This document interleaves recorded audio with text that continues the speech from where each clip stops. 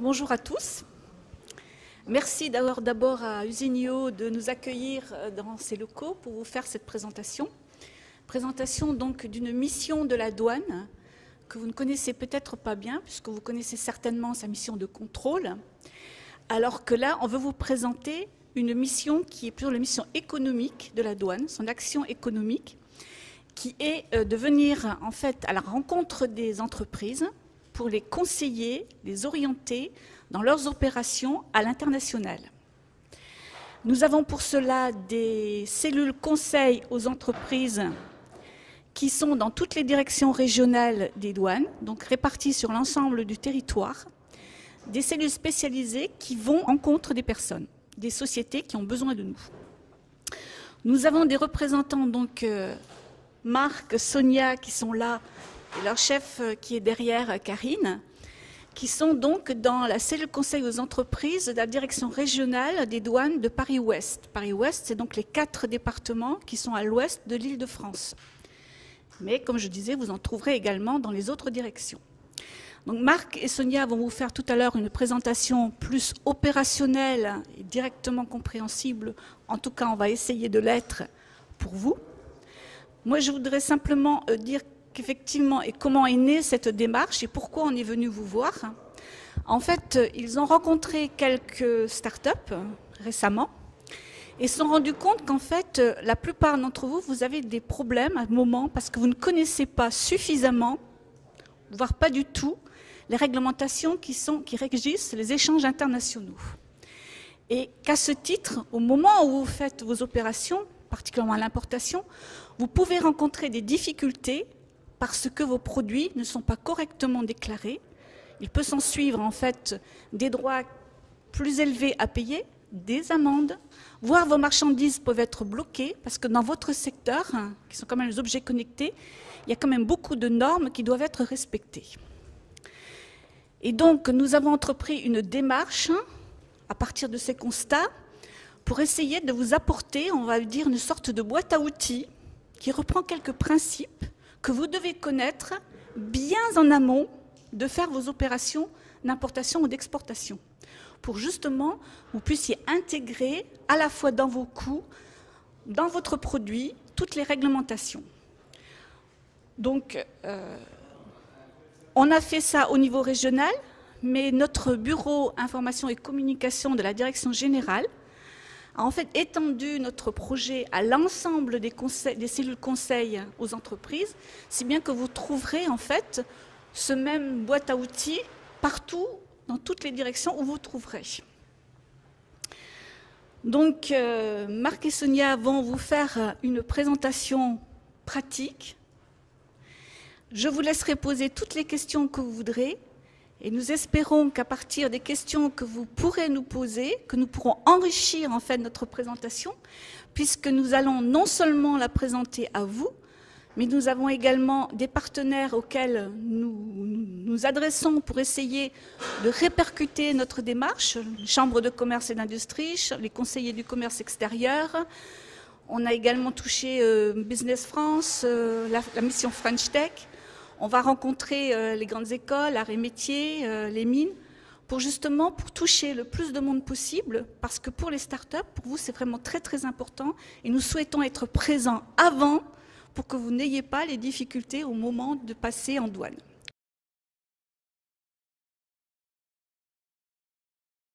Cette année, on a mis un petit peu l'accent sur les startups des objets connectés, puisque c'est une filière qui est très porteuse et qu'on souhaite accompagner.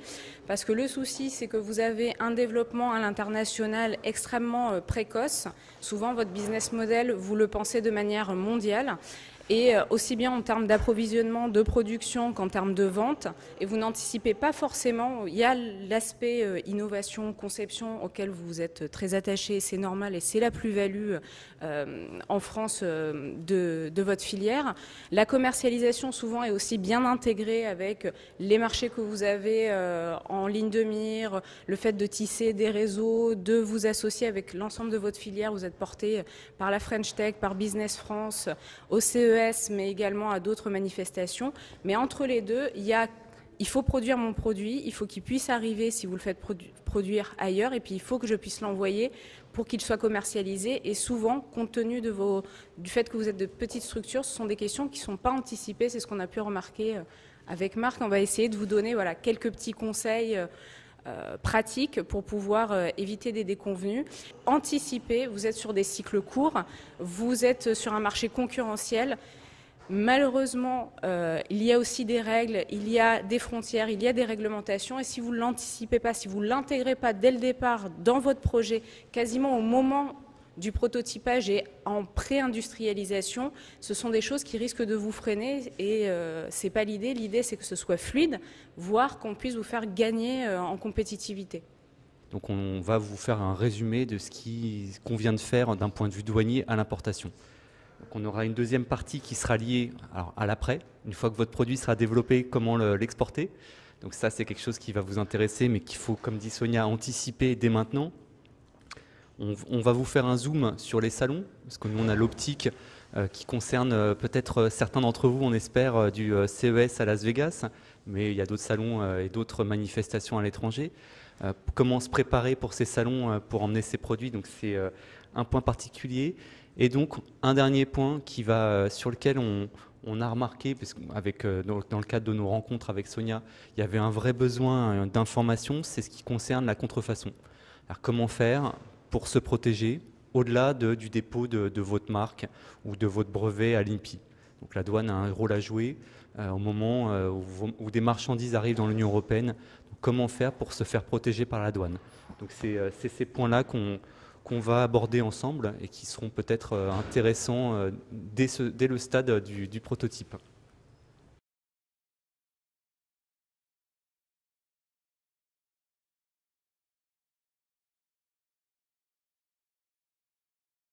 Alors, quelques réflexes et quelques définitions. Nous, douane, c'est un peu le champ de la douane. On fonctionne dans les mouvements qui sont à l'intérieur de l'Union européenne et à l'extérieur de l'Union européenne. Donc la douane intervient dès que les marchandises rentrent ou sortent de l'Union européenne. Alors l'Union européenne, c'est 28 États. Donc c'est vraiment ces mouvements de marchandises, dès qu'il y a franchissement d'une frontière, la douane intervient. Donc la deuxième chose qu'on voulait vous signaler, c'est que tout produit, y compris les prototypes que vous êtes en train de concevoir, a un code douanier. Et c'est très important d'un point de vue douanier, parce qu'un code douanier, c'est vraiment tout un ensemble de réglementations, et c'est sur la base de ce code que se construisent, on va dire, à la fois votre déclaration et nos contrôles. Donc c'est un élément phare qu'il va falloir prendre en compte très rapidement, et on vous a apporté un exemple de code douanier. Donc la douane, son rôle dans le commerce international, c'est de contrôler à la fois la réglementation qui s'applique à vos produits et tous les mouvements de marchandises, tout ce qui rentre de l'Union, tout ce qui sort de l'Union. Nous, notre rôle à nous, c'est de vous expliquer les règles. De vous expliquer les règles et de vous expliquer comment vous en servir pour que, à la fois, ça puisse bien se passer, ce qui est notre objectif, et éventuellement, et c'est tout l'enjeu de nos rencontres avec les entreprises, avec Sonia, d'optimiser, c'est-à-dire de vous proposer des facilités. Donc notre rôle, c'est une cellule conseil aux entreprises, donc c'est Sonia et moi, mais nous, on n'est qu'une partie. On en a une à Paris, on en a une à Marne-la-Vallée, on en a partout en France.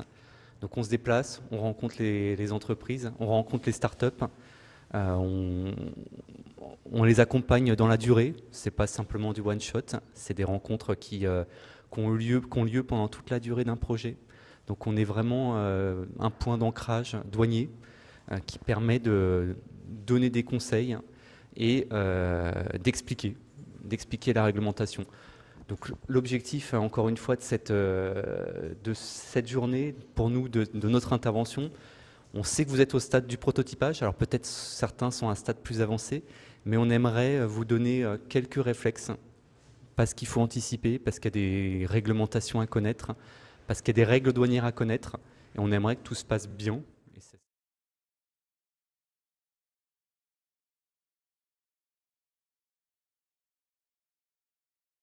potentiellement dans la construction de votre prototype, voire dans le choix de votre schéma industriel, vous allez faire appel à l'importation d'un certain nombre de matières premières. Ça peut être des circuits intégrés, ça peut être souvent des sous-ensembles électroniques, puisque les acheter dans l'Union n'est pas forcément compétitif. Et il est important de savoir que donc c'est la stratégie de sourcing que vous allez développer.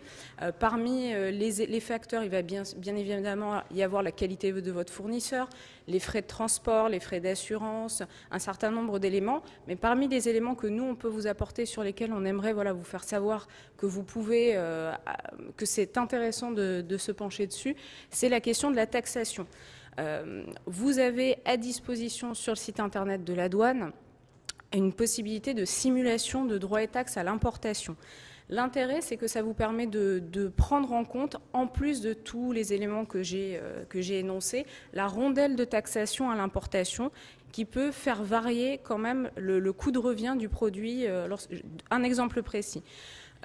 Vous souhaitez importer des circuits de Chine, mais vous avez également un autre fournisseur en Thaïlande. Si vous l'importez de Thaïlande, il va y avoir 0% de droits de douane. Si vous l'importez de Chine, il y a 3,7% de droits de douane. Alors vous me dites 3,7%, c'est pas...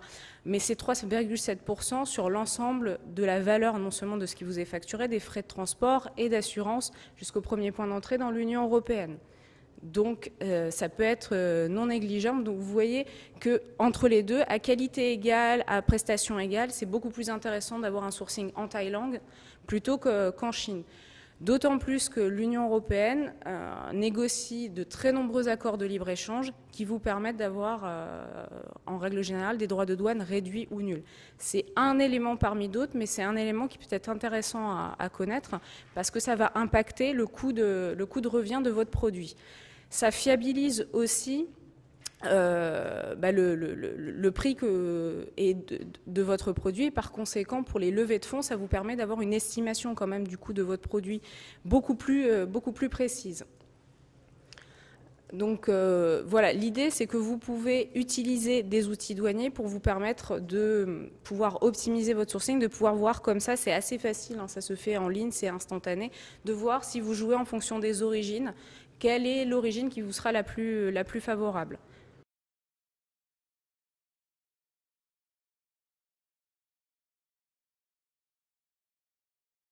Tous les produits électroniques que vous allez importer pour fabriquer vos prototypes sont soumis à des normes. Alors des normes UE, des normes pour être mises sur le marché. Donc on vous parle de ça, de ces histoires de normes, parce que la douane, son rôle, c'est de contrôler que vos produits sont bien conformes aux normes UE. Alors ça va être les normes électriques, électroniques, les normes ROR, enfin tout cet ensemble de normes qui font que le marquage CE peut être apposé. Alors ça va être des rapports d'essai, ça va être un ensemble de documents qui certifient que vos produits peuvent être rentrés dans l'Union européenne. Alors on vous dit ça, c'est vraiment lié à notre expérience. On a remarqué que certaines sociétés étaient mal préparées sur ce point-là. Alors ça a des conséquences qui sont ennuyeuses, puisqu'un produit qui ne respecte pas les normes UE, il ne peut pas rentrer dans l'Union européenne. Aussi simple que ça, on appelle ça d'un point de vue douanier prohibé à titre absolu. Encore une fois, il faut anticiper. Donc on a essayé de voir comment vous aider à anticiper cette histoire de normes. On a évidemment des partenariats historiques parce qu'on est du même ministère avec la Direction générale des entreprises.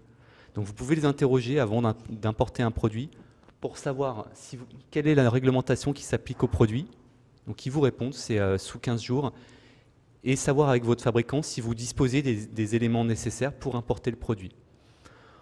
Donc de par notre expérience, on a rencontré des startups dont certaines avaient déjà une activité en France soutenue, qui ont importé des produits qui ne respectaient pas les normes.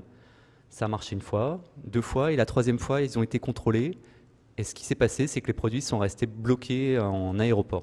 Alors quand on dit bloqué sur une marchandise qui vaut 600 000 €, vous imaginez le coût pour l'entreprise de stockage. Elle n'a pas eu ses rapports d'essai, les produits ont dû être réexportés. Donc tout ça pour une histoire finalement de connaissance, de méconnaissance de la réglementation. Donc nous là-dessus, ce qu'on vous conseille quand vous allez importer un produit électronique, c'est de vous assurer que vous avez bien les bons documents avant l'importation. Donc pour ça, il faut se rapprocher de la direction générale des entreprises. Donc on appelle ça le point de contact produit, qui est un service de la direction générale des entreprises qui vous répond sous 15 jours sur quels sont les documents dont j'ai besoin. Et la deuxième chose, peut-être que certains connaissent l'association Captronic, qui dépend du ministère des Finances. Donc cette association, elle fait un peu comme nous, elle accompagne les entreprises qui ont besoin d'informations réglementaires et de mise à niveau en matière de normes. Elle les accompagne sur la durée, donc c'est gratuit. C'est vraiment de l'expérience qu'on a, c'est vraiment un accompagnement de qualité. Donc on était lundi au Trophée Captronic. C'est une belle structure, donc vous pouvez aussi vous rapprocher d'eux. Ce sont des ingénieurs qui peuvent vous épauler pour, en tout cas, à la fois vous indiquer quelle est la réglementation et en même temps voir avec vous comment adapter votre produit à cette réglementation.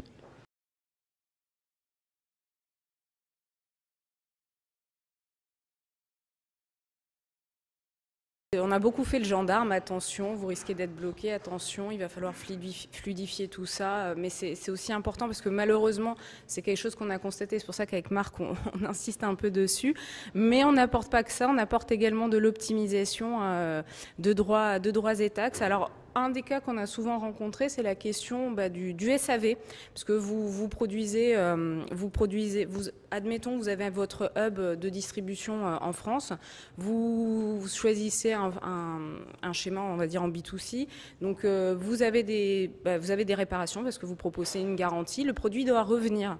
Eh bien, sachez que vous pouvez le faire revenir en suspension complète de droits de douane et de TVA. Puisque normalement, si vous le faisiez revenir sous un régime normal, ça serait une importation, donc le produit serait taxé, droits de douane et TVA. Et donc on a un régime qui vous permet de faire toute votre prestation de SAV en suspension de droits et taxes. Alors on l'appelle, le terme est un peu barbare, perfectionnement actif. Mais ce qu'il faut retenir, c'est que ça vous permet d'avoir toute votre activité de SAV en suspension de droits et taxes, qu'elle soit ponctuelle ou qu'elle soit régulière. Il suffit juste de nous en faire la demande en ligne.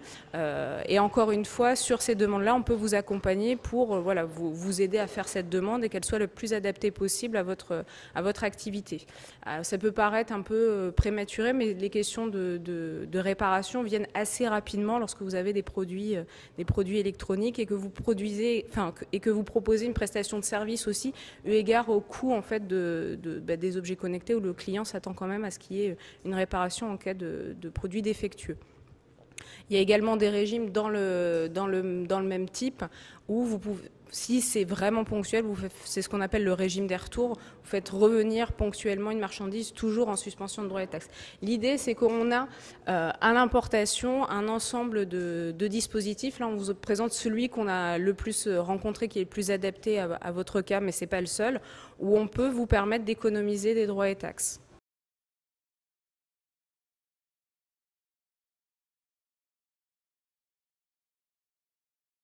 La labellisation du Made in France. Alors c'est peut-être pas forcément la stratégie de tout le monde, mais certaines sociétés décident de valoriser le Made in France. L'idée, c'est qu'il y a un certain nombre. Alors le Made in France, c'est quelque chose sur lequel on dit beaucoup de choses. Sachez qu'effectivement, il y a des initiatives privées. Le label privé le plus connu, c'est le label Origine France Garantie. La douane vous propose la labellisation de votre Made in France. C'est un label gratuit. Et d'autre part, c'est un label qui est fondé sur une base juridique établie et reconnue, qui est la législation de l'Union européenne.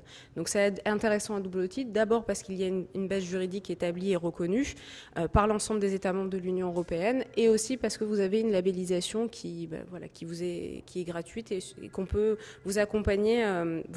Donc il y a un premier effet qui est l'effet, on va dire, d'affichage qui correspondrait à votre stratégie marketing. L'autre point, c'est que comme l'Union européenne comme je disais tout à l'heure, a négocié un certain nombre d'accords de libre-échange, cette origine peut être reconnue et valorisée par l'État avec lequel on a conclu ce partenariat, et souvent ça se traduit par des droits de douane réduits ou nuls.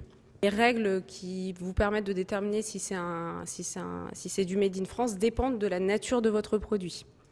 Donc il faut d'abord qu'on sache quel est votre produit et comme le disait Marc en introduction, quel est le code douanier de votre produit pour pouvoir vous donner très précisément la règle. Ce sont des règles très précises. Exemple, ça peut être le produit est d'origine si 30% du prix, si pas plus de 30% du prix des parts usines du produit est tiers. Et d'origine tierce. Ça veut dire qu'il faut que, j'inverse, 70% de la valeur est faite en France. Donc on ne peut pas vous donner de règles absolues. Je sais qu'il y a beaucoup de confusion parce que, comme beaucoup de gens parlent du Made in France, qu'il y a beaucoup d'initiatives, chaque initiative a ses règles. Nous, à chaque produit, il y a une règle. À partir du moment où on a le code douanier du produit, on peut vous donner très précisément la règle.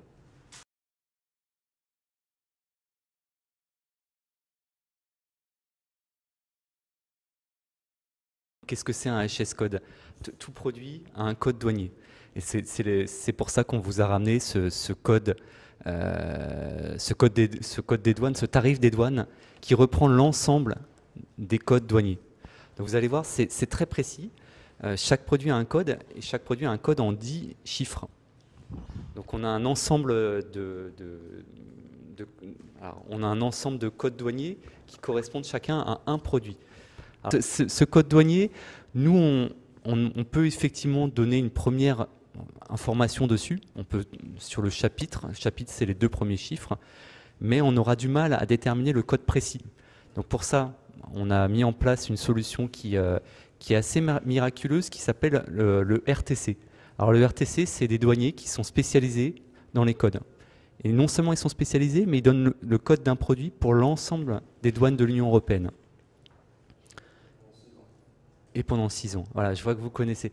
Donc, je vais vous laisser regarder là-dedans parce qu'effectivement, tout produit, vous allez voir que c'est très complexe, c'est très détaillé. Et surtout, nous, on insiste sur une chose, c'est qu'il faut anticiper pour l'obtenir, puisqu'il leur faut, étant donné la complexité des demandes, il leur faut une période qui dépasse 2 mois. Donc, là, on est vraiment, selon nous, on est à un stade qui est intéressant pour ce type de démarche. Le prototypage fait partie justement du stade à partir duquel vous pouvez demander à l'administration des douanes de donner un code à votre produit. Alors ce code, comme on disait, et on le verra ensuite, il est important à la fois pour connaître la réglementation qui s'applique à votre produit, il va être important aussi à l'exportation, puisqu'on a les 6 premiers chiffres de ce code qui sont valables dans les autres pays de destination. Donc ils vont déterminer aussi la réglementation qui s'appliquera dans les pays d'exportation. Je le fais passer, vous allez voir, c'est très détaillé, et c'est la base finalement de tout ce que vous allez créer à l'usine Ayo. Il va se retrouver dedans, il aura forcément votre produit un code douanier qui lui sera propre. C'est d'autant plus important, comme le disait Marc, de demander à l'administration de classer pour vous votre produit, parce que comme vous le soulignez à juste titre, vos produits sont innovants, mais ils seront forcément classés quelque part. De l'intérêt quand même de le demander à l'administration qui va pouvoir avec certitude vous dire, voilà, même si votre produit est innovant, pour l'instant, il se classe à telle position tarifaire. Et ça vous permet après de décliner tout ce qu'on a dit jusqu'à maintenant, la réglementation applicable, la question des normes, etc. Mais pour certains produits, ça peut effectivement, qui sont un peu hybrides, qui peut être par exemple un produit connecté, mais en même temps un article de mode, la question va pouvoir se poser de savoir où est-ce qu'on va le classer. Lorsqu'on est sur des chaînes IFI, même avec des fonctionnalités autres, et encore, ça peut, comme le disait Marc, c'est très précis, donc ça peut faire glisser vers autre ou d'autres catégories. Mais lorsque vous avez des produits hybrides, c'est d'autant plus important de demander à l'administration de le déterminer pour vous. Ça fiabilise le calcul de la taxation aussi. Au-delà de la réglementation, ça fiabilise aussi le coût. Ce que nous, on a identifié, c'est qu'en tout cas, il y a des risques spécifiques à votre filière, la filière des objets connectés. C'est pour ça qu'on a insisté avec Marc sur les normes, parce que par exemple, quelqu'un qui fait de l'alimentaire ne va pas avoir cette problématique-là. Vous allez utiliser des prestataires, de l'intérêt aussi, et là, nous, on n'a pas interféré, mais de bien choisir vos partenaires. Neutralité du service public oblige, on ne peut pas vous conseiller. Par contre, ce qu'on peut vous conseiller, c'est de faire attention et de bien les choisir. Forcément, il y en a qui ne connaissent même pas leur prestataire. Donc, si déjà vous le connaissez, que c'est vous qui avez conclu le contrat, bien faire attention au contrat, aux clauses du contrat. Pour ça, il faut être conscient de la responsabilité pour pouvoir, si ce n'est douanièrement, vous serez toujours responsable, pouvoir commercialement vous retourner contre votre prestataire. Mais comme il sera sérieux, il n'y a pas de raison que vous vous retourniez contre lui. effectivement, la meilleure façon de bien négocier avec son prestataire, c'est de connaître les règles, en tout cas les éléments à sécuriser. Donc le code douanier, c'est un des éléments phares à sécuriser. Donc nous, vraiment, on insiste beaucoup auprès de vous, hein, l'usine IO qui fabriquait des prototypes, pour vous inciter, dès le moment où votre prototype commence à être stabilisé, à faire cette demande de code douanier. C'est important parce que vous aurez vous-même à le communiquer à votre prestataire. Donc ça sera vous, finalement, qui aurez fiabilisé les éléments de votre future déclaration en douane. On vous montrera à quoi ça ressemble, pour ceux qui n'ont pas encore vu à quoi ressemblait une déclaration en douane. Mais ça fait partie des éléments sur lesquels vous avez la main. Et nous, on a les outils, il suffit juste de les connaître.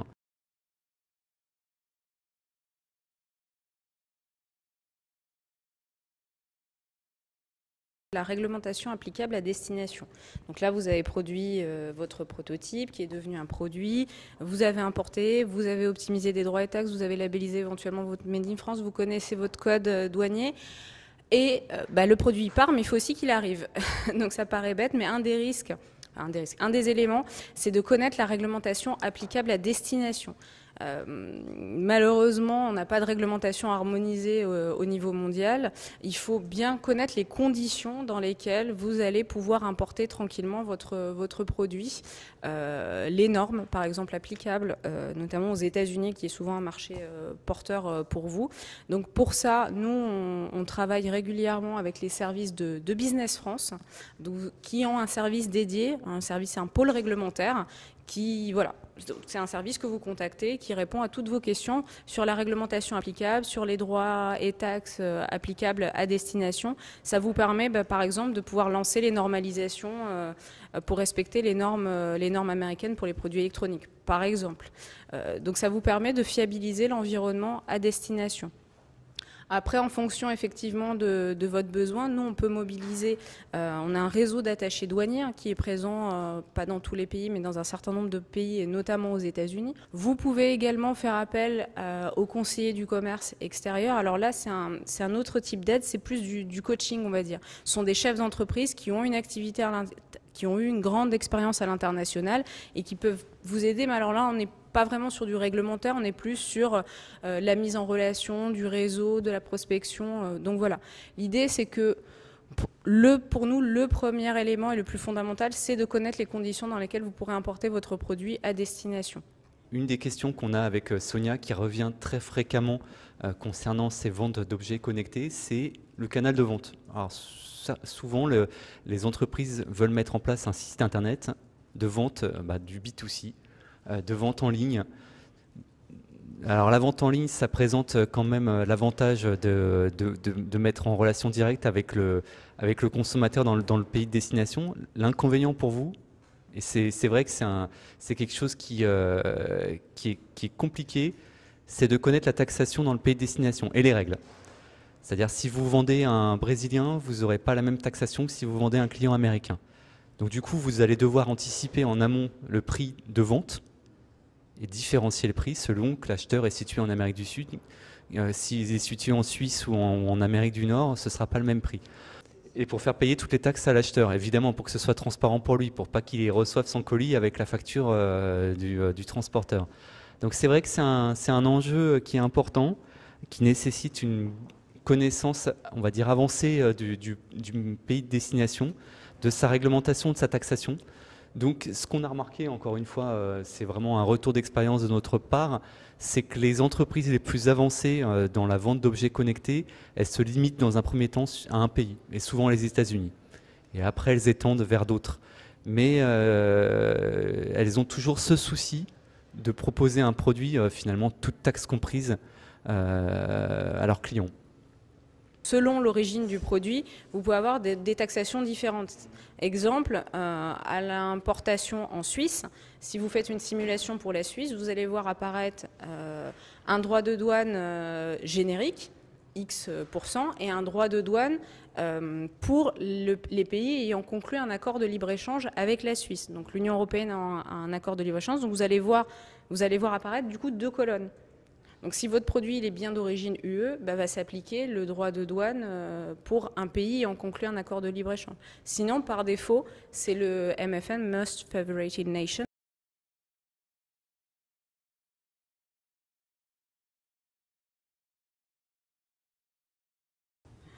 Donc Las Vegas, le salon qui expose beaucoup de startups d'objets connectés.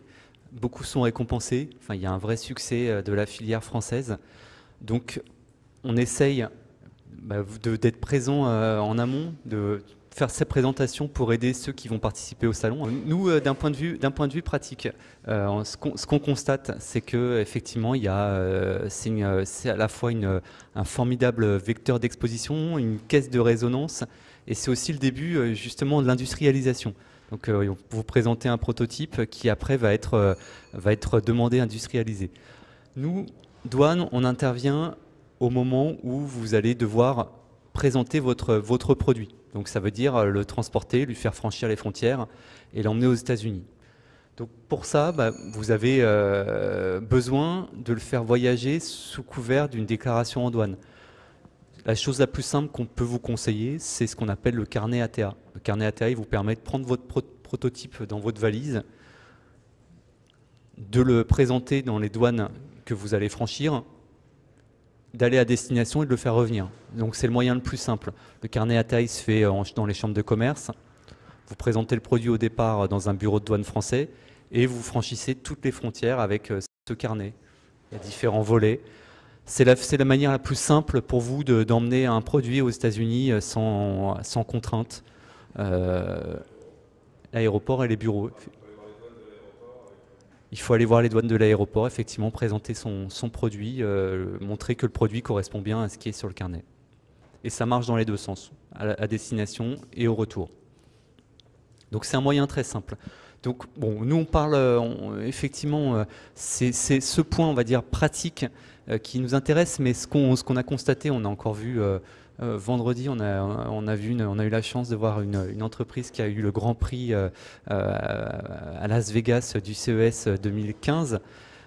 Donc c'est vrai que ce qu'on constate, alors effectivement c'est pour transporter son produit, on peut vous donner ces conseils, mais ce qui est important, c'est d'anticiper déjà la partie qui va suivre. Alors, votre produit est exposé, il remporte un formidable succès, il va falloir l'industrialiser très vite. Donc là, on revient sur tout ce qu'on s'est dit en début de présentation sur le sourcing, sur les normes, sur comment je vais fabriquer mon produit. Donc toutes ces questions-là, elles arrivent et elles doivent trouver une réponse très rapide. Il faut que le produit sorte quand il est exposé, quand il plaît. Il faut vraiment que l'industrialisation elle se fasse de façon très rapide. Donc c'est peut-être ça qui est intéressant pour vous de cette présentation, c'est de connaître finalement le schéma au moment où vous allez devoir industrialiser votre produit.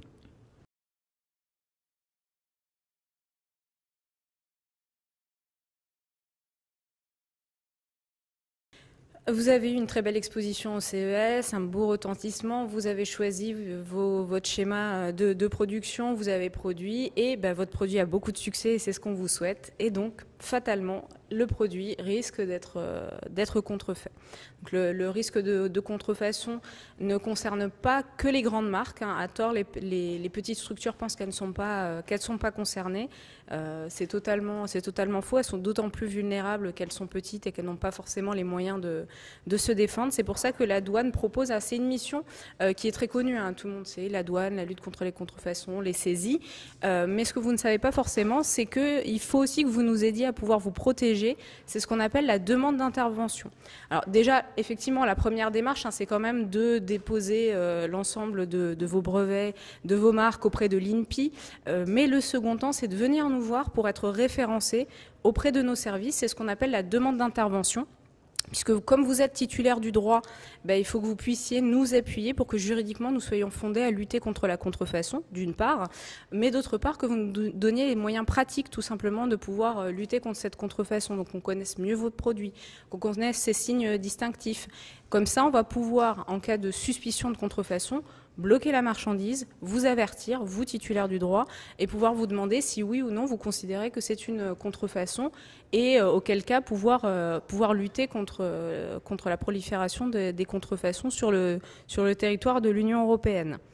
Donc voilà, c'est une mission pour laquelle on est connu.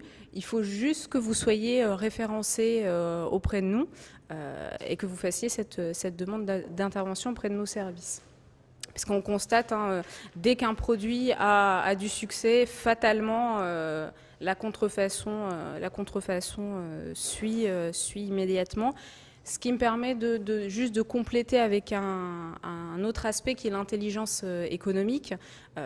Comme les petites structures, encore une fois, n'ont pas forcément le réflexe de faire appel à des services de l'État qui peuvent les aider à avoir une démarche en matière d'intelligence économique. Donc nous, ce qu'on vous conseille, c'est de prendre contact avec la DGSI.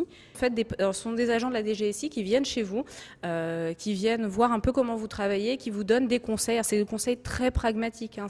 Ça va de la gestion du mot de passe à le contrôle, la vérification de vos stagiaires, en passant par la fiabilité, vos relations commerciales avec un fournisseur ou un prestataire étranger. Ça vous permet de vous prémunir du risque, alors c'est pas exactement de la contrefaçon, mais du risque en fait de transfert technologique qui ne serait pas forcément voulu de votre part. La demande d'intervention, c'est un formulaire à renvoyer, donc qui demande des informations à la fois précises sur le droit, la marque, le brevet qui vous est propre, qui vous appartient.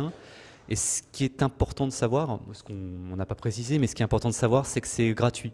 Alors c'est quelque chose qui, la demande d'intervention, voilà, pourquoi s'en priver? Et surtout, alors Sonia a dit, mais c'est effectivement quelque chose qu'on constate, c'est que dès qu'un produit marche, il est contrefait quasi simultanément.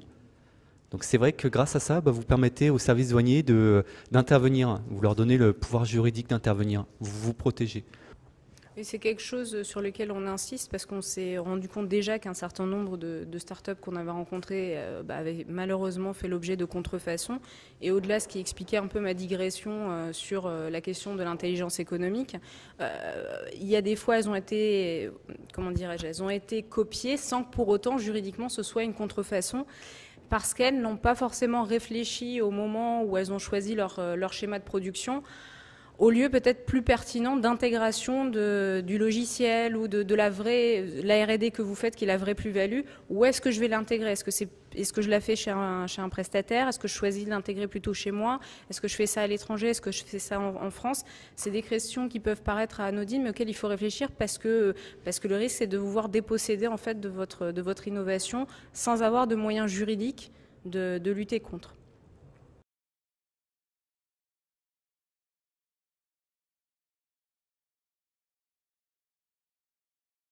Pour résumer, s'il y a un mot qu'il faut retenir, c'est l'anticipation.